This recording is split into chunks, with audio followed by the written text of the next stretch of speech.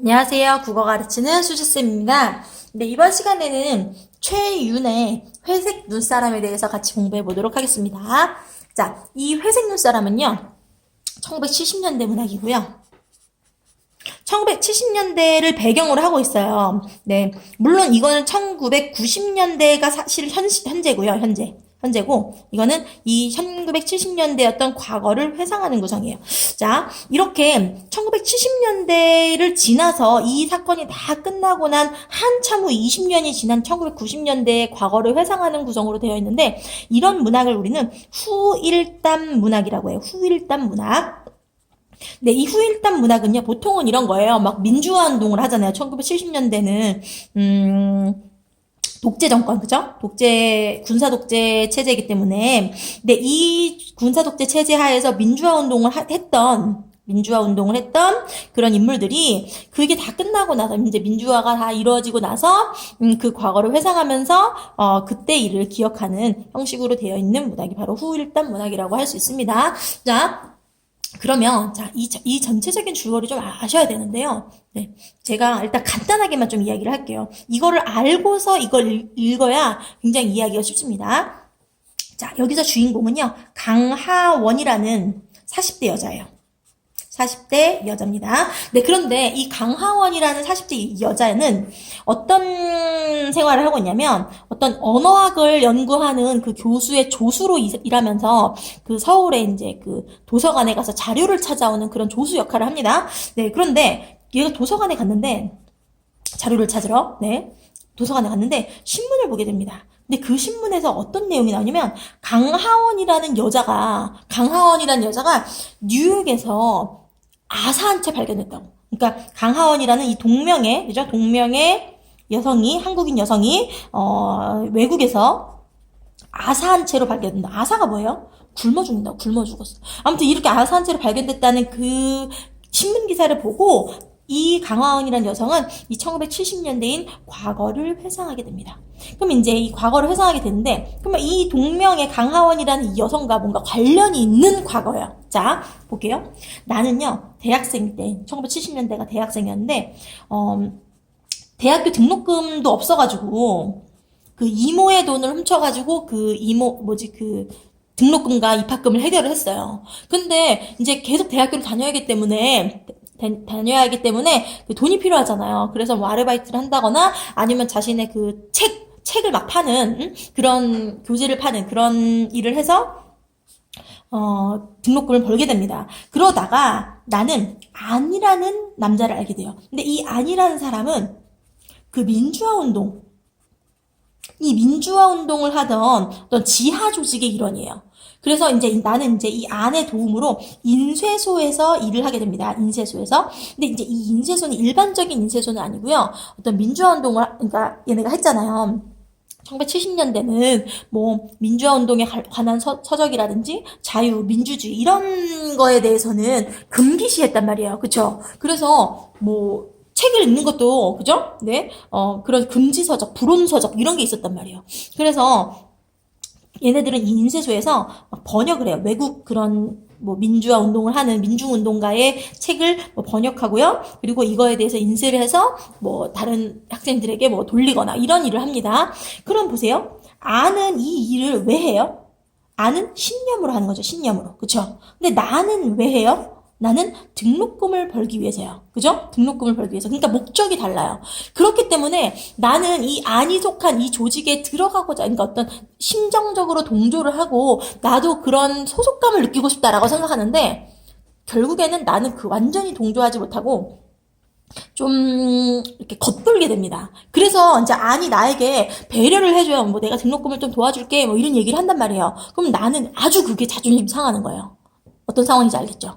네, 그랬는데 어느 날 나가 인쇄소에 딱 갔어요. 갔는데 인쇄소가 형사들한테 발각이 된 거예요. 그래서 막 형사들이 와가지고 막 다 부셔놨어. 그래서 이제 나는 걸렸구나 하고 나는 집에서 숨어있게 돼요. 근데 언젠가는 그 형사들이 나를 찾아낼지도 모른다고 생각하지만, 사실 나는 그런 신념을 갖고 열심히 막 민주화운동에 적극적으로 가담한 사람은 아니기 때문에 그런 형사들의 어떤 관심에 밖에 있는 인물이었죠. 근데 나가 그렇게 지내고 있는데 어느 날 김희진이라는 여자가 찾아오게 돼요. 김희진이라는 여자가 나를 찾아와서 안이 쓴 편지를 줍니다. 근데 그 편지에 뭐라고 써있냐면 이 김희진을 좀 잘 돌봐달라고. 이 김희진이 병들었거든요. 그래서 나가 김희진을 돌봐주게 됩니다. 그리고 김희진이 그 막 형사들한테 쫓기고 있어서 이 김희진이 나의 여권을 위조해서 외국으로 나가게 돼요. 그럼 보세요. 김희진이 누구의 이름으로 나갔어요? 외국에? 나의 이름, 강하원이라는 이름으로 나갔단 말이에요. 그러면 아까 전에 그 뉴욕에서 죽은 채로 발견됐다는 그 강하원이라는 여자는 누군 거예요? 김희진인 거예요. 김희진. 이해되시죠? 그죠? 네. 그래서 지금 여기 수능 특강에 수록된 부분은 어디냐면 내가 아내 인쇄소에서 일하던 장면과 그리고 내가 김희진을 이렇게 돌봐주는 장면. 그렇게 두 가지 장면으로 구성이 되어 있습니다. 네. 그리고 보통 사실은 여기 부분은 잘 안 나오고요. 지금까지는 모의고사에 몇 번 나왔는데 어느 부분이 나오냐면 나가 이제 인쇄소에서 일하는 부분이랑 그리고 그 인쇄소가 발각되는 부분, 그리고 나가 이제 집에서 형사들을 기다리는, 그러니까 내가 숨어 있으면서도 나를 찾지는 않을까 하고 기다리는데 결국 나에게는 아무런 그런 혐의가 없었던 거죠. 네, 그리고 맨 마지막 부분에 이제 내가 김희진의 죽음을 추모하고 그리고 어떤 집으로 돌아오면서, 그러니까 아까 그 도서관에서 집으로 돌아오면서 김희진을 추모하고 그리고 나의 어떤 마음을 정리하는 어떤 그런 내용으로 되어 있습니다. 그런 부분이 많이 나왔어요. 근데 지금은 여기 두 부분만 일단 보도록 하겠습니다. 네, 회색 눈사람. 일단 제목부터 좀 보시면요. 회색이라는 거는 어떤 의미예요? 회색이라는 거는 어떻게 보면 어떤 단체에 완전히 가담하는 게 아니잖아요. 그쵸? 이건 되게 중간자적인 태도를 나타내요. 중간자. 그러면 이 중간자는 누굴 나타낼까요? 나예요, 나. 보세요. 우리가 그러니까 민주화 운동을 하던 그런 독재 체제에 살진 않았지만 그 시대를 한번 생각을 해보면 막 민주화 운동에 적극적으로 가담한 사람들이 있겠죠. 그죠? 그리고 대다수의 인물들은 어떻겠어요? 대다수의 인간들은 사실은 그렇게 막 적극적으로 참여하지 못하고, 그죠? 심정적으로는 동조하지만 적극적으로 가담하지는 못한단 말이에요. 그러니까 보통 사람, 이 중간자라는 것은 어떻게 보면 이 시대를 살아가는 어떤 보통의 사람으로서의 의미를 나타내요. 네. 그리고 눈사람은 또 어떤 의미를 나타낼까요? 네, 눈사람은 어때요? 좀 좋은 의미, 뭔가 좀 좋은 느낌일 것 같잖아요. 눈사람이. 그쵸? 네, 눈사람은 뭔가 일단 녹으면 흔적도 없이 사라집니다. 그죠? 흔적도 없이 사라지는 의미를 가지고 있고, 그리고 어떤 순수함, 그리고 어떤 믿음, 희망, 이 정도의 의미를 가지고 있어요. 그래서 이 회색 눈사람이라는 거는 암울한 시대 속에서 나처럼 이렇게 중간자적인 입장으로 살아간 보통 사람들, 그리고 그런 사람들이 살아가는 이 사회에 대해서, 이 사회가 이렇게 순수한 사회가 되기를 바라는 그런 믿음과 희망을 나타낸다라고 생각하시면 되겠습니다.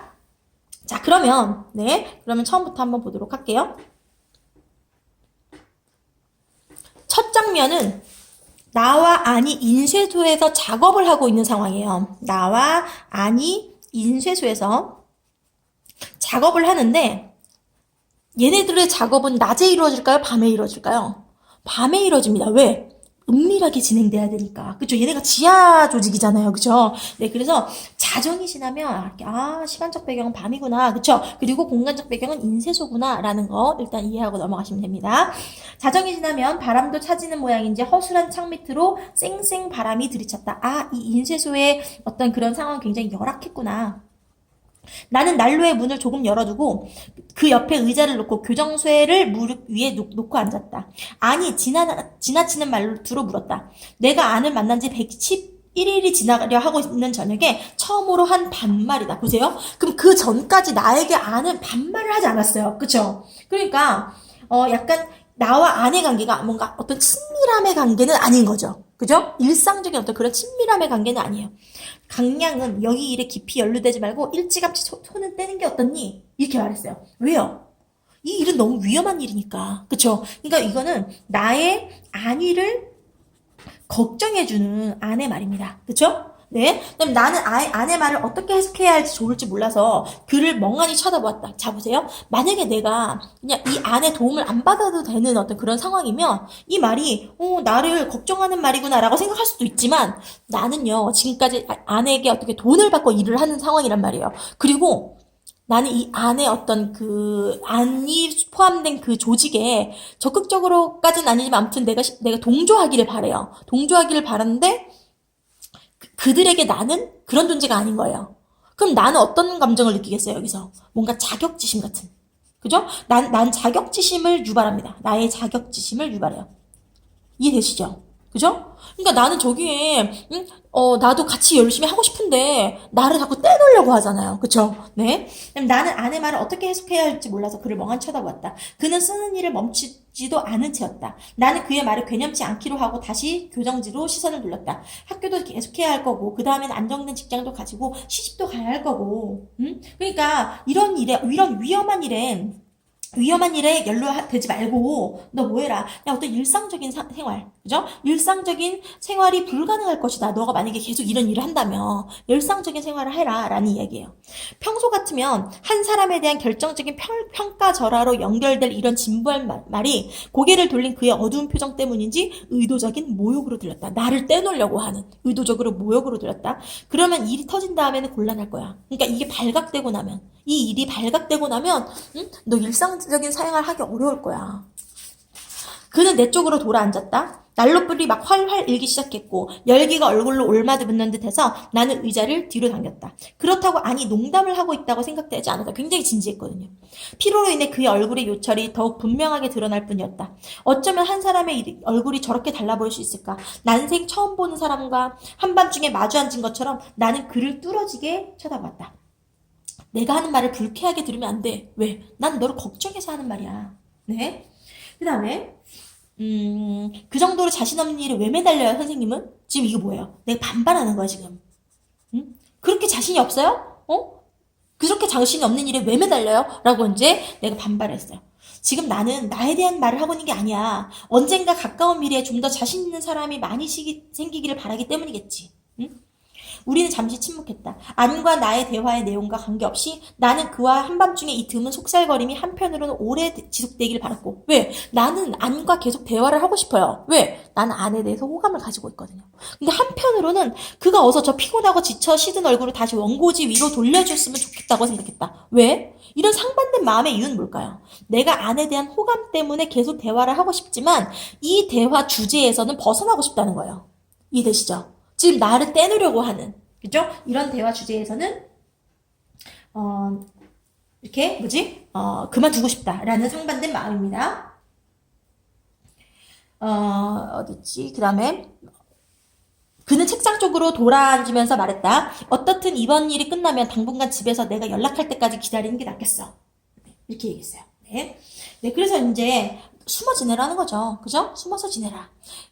그들은 이렇게 나에 대한 계획을 세워두었던 것일까? 그들이 누구예요? 그 지하 조직이에요. 지하 조직인데 내가 그 지하 조직의 일원으로 참여하지 못했잖아요. 그죠? 왜요? 그들과 나는 아예 목적이 달랐기 때문에. 그들은 신념으로 일을 했던 거고 나는 등록금 때문에 일한 거기 때문에. 그죠?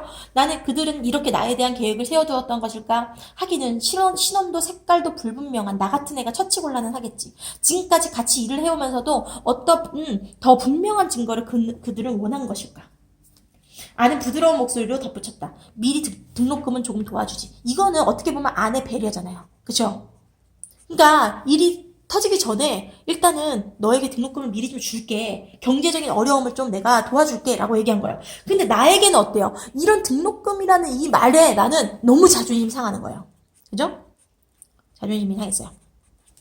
그 다음에 이런 도움이 자존심을 자극하는 것이 뭐니 지난 몇 달간의 생활이 여유로웠던 건지도 모른다. 그의 음성의 따뜻함까지가 내게는 계산된 차가운 거리로 다가왔다. 그러니까 이거 다 자격지심 때문이라고요.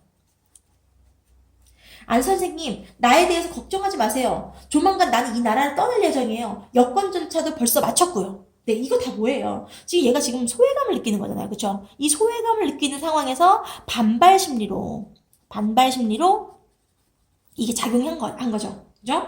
네. 그러니까, 당분간 떠나 있어. 이렇게 얘기하니까, 나 안 그래도, 외국으로 떠나려고 했어요. 진짜예요? 아니에요. 그죠? 이거는 너무 자존심이 상해서 하는 말이에요. 조금은 희극적으로 좀 웃기게 들릴 수도 있는 나의 갑작스러운 발언에 그는 뒤돌아보지 않았다. 나의 말에 반응하지 않았다. 2시간 넘자 그는 일을 끝냈는지 불을 끄고 군용 침대를 펴고 누웠다. 나는 잠도 오지 않고 할 일도 있었지만 그의 수면을 방해하고 싶지 않아 난로에 남아있는 조개탄을 던져두고 불구멍을 줄인 후 그가 나를 위해 남겨둔 난로 곁에 군용 침대보다는 편안한 장의자에 누워있었다. 나는 오랫동안 잠이 들지 못한 채 뒤척이면서 소음을 내지 않으려고 애썼다. 그러니까 아내 잠을 깨우지 않기 위해서, 그죠? 나도 아내를 배려하고 있는 거죠. 숨소리를 가다듬으며 했기 때문에 오히려 큰 한숨이 솟아나기도 했다. 나는 눈을 감고 아내에게 이야기하는 것을 상상했다. 이제부터 나의 상상입니다. 선생님은 나에 대해서 아무것도 몰라요. 나는 말이죠. 충청도 시골에서 태어났어요. 어린 시절이요? 가난하고 불행했어요. 좀 더 큰 다음에는 이모네 집에서 살았어요. 어머니가 일자리를 구해 도외지로 나갔기 때문에. 근데 이모네도 시골이었어요. 엄마가 돈을 보내오긴 한 모양인데 가난하고 불행하기는 마찬가지였어요. 중학교는 중간에 그만두고 고등학교를 검정고시를 쳤어요. 그때도 역시 어땠다고. 너무나 나는 가난하고 불행했어요.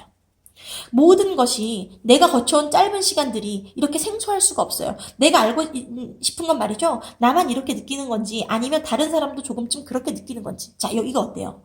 쭉 나의 어린 시절에서부터 쭉 뭐 했어요? 나의 과거를 요약적으로 제시했어요. 그죠?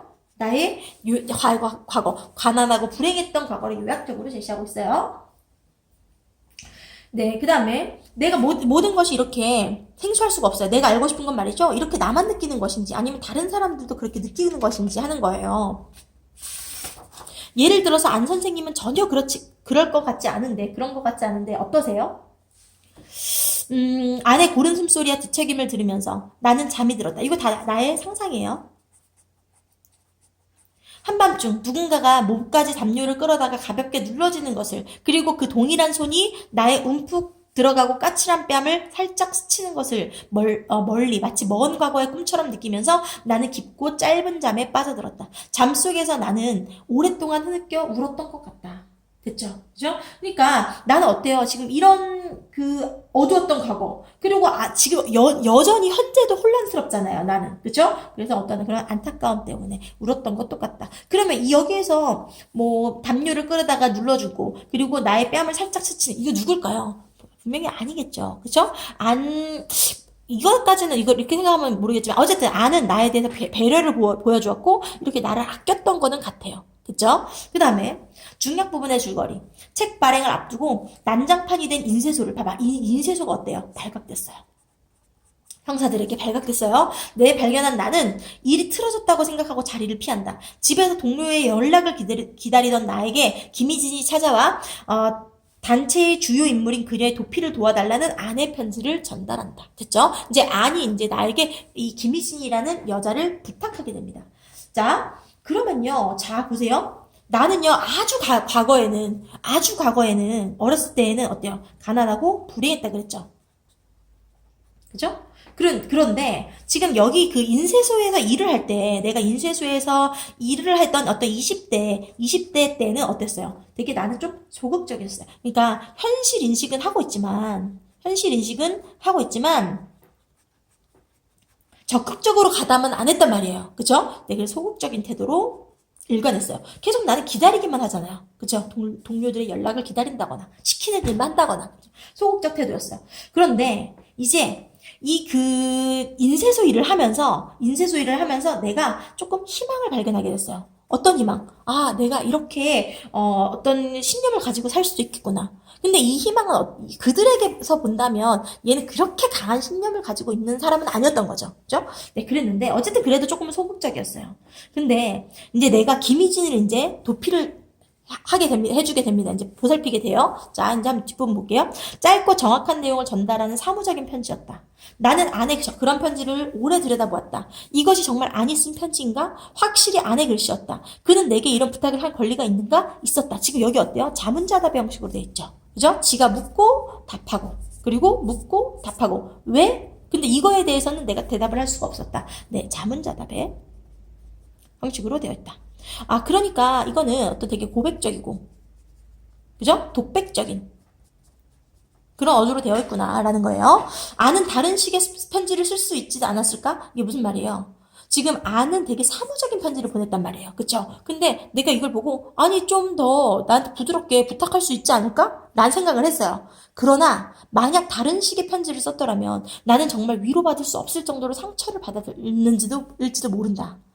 그래서 나는 음식이 담긴 쟁반을 들고 방으로 들어갔을 때 김희진은 반쯤 누워있다가 몸을 일으키면서 쟁반을 받아들였다. 그녀의 팔이 경련을 하는 듯이 보였다. 그녀가 어때요? 지금 굉장히 쇠약해져 있어요.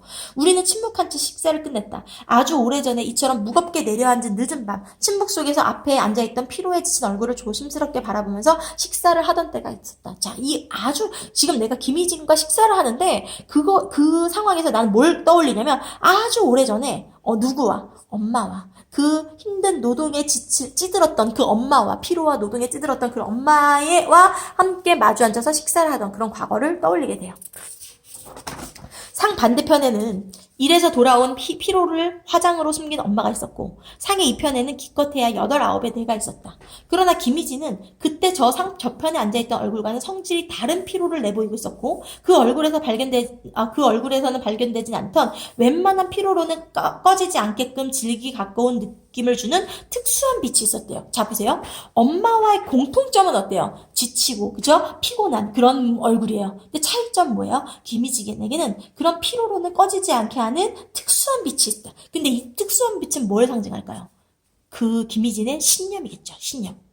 신념이 그 특수한 빛으로 나타난 거예요. 김희진의 나이가 그때 엄마의 나이쯤 되었을까? 아니었다. 김희진의 얼굴은 훨씬 젊었다. 그녀의 얼굴에는 나이가 없었다. 나이가 없었다는 거는 진짜 나이가 없었다는 게 아니죠. 이 신념 때문에 그 나이를 짐작할 수 없어 보였다라는 거예요. 그때나 그 후나 그녀의 모습을 떠올릴 때면 나는 늘 한 가지 강박관념에 사로잡힌다. 그녀의 얼굴, 그녀의 자태가 내게 야기시키는 그 어떤 것을 꼭 말로 그려내야 한다는 생각이었다. 그리고 그녀가 지닌 아름다운 만큼 그려내기 어려운 것도 없었다. 누구를 닮았다거나 어떻게 생겼다거나 하는 비유적인 설명으로는 불충분한 그런 어떤 특별한 것을 지니고 있었어요. 그게 뭐겠어요? 신념이에요. 네. 그저 아름답다는 가장 단순한 형용사밖에 떠오르지 않는, 아니면 그것은 고독하고 어린 나이에 한 철없는 여자아이의 환상이었을까? 확실히 그것은 아니었다. 나는 생각했다. 만약 아내 부탁이 없었더라도 내 자신이 그녀에게 잠시 잠적할 것을 제안했을 거야. 그것이 김희진이건 장이건 박이건 틀림없이 나를 부르는 사람이 누구인지는 모르면서 밖에서 그녀의 목소리가 들려오자마자 저렇게 그 목소리를 위해 여권을 준비해놓고 있었잖아. 무슨 생각을 하느라 내 얼굴을 그렇게 뚫어주라 보지요? 하고 이제 김희진이 물었어요. 나는 상한 귀퉁이로 물러나 있던 여권을 집어들면서 말했다. 앞으로 내가 할 일을 생각하고 있었어요. 자, 보세요.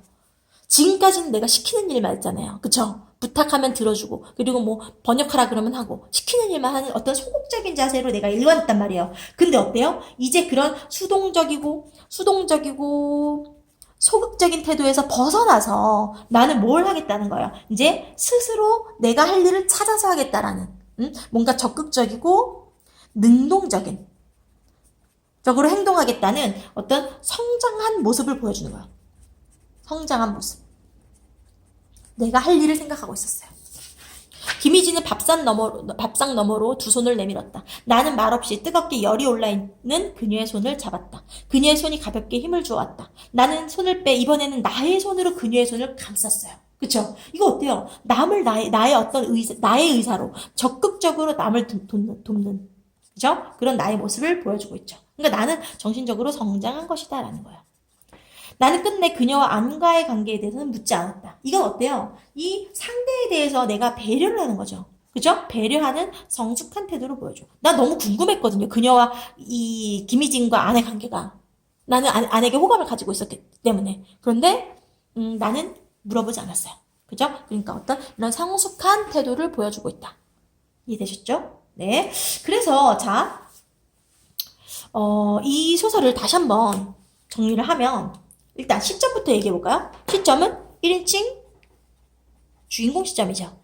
그죠? 나가 주인공이에요, 여기서. 그러니까 나는 막 특별한 인물이 아니잖아요. 나는 그 시대를 살았던 소극적이고 좀 평범한 인물이란 말이에요. 근데 나의 심리를, 그죠? 나의 심리를 나타내는 소설이기 때문에 1인칭 주인공 시점이고요. 그리고 이거 순행적 구성이에요, 역순행적 구성이에요? 현재에서 아주 오래된 과거를 회상하는 구성이에요. 그쵸? 그러니까 당연히 역순행적 구성이죠.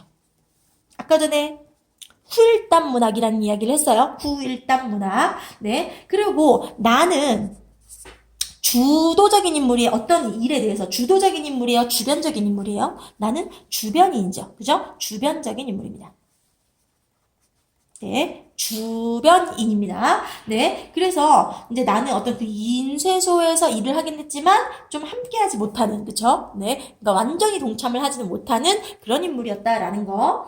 네, 그런 이야기 좀 기억하시면 되고요. 그리고 회색 눈사람의 의미, 회색과 눈사람의 의미를 좀 구분해서 기억을 하시고, 그래서 회색 눈사람이 무엇을 의미하는지 좀 정리를 해주셔야 돼요. 자, 이 회색은 어때요? 중간색이잖아요. 검은색과 흰색에. 그쵸? 중간색이에요. 그리고 또 회색이란 건 좀 암울하기도 하잖아요. 그쵸? 그래서 이 회색이라는 건 1970년대, 그 암울했던 시대를 나타내기도 합니다.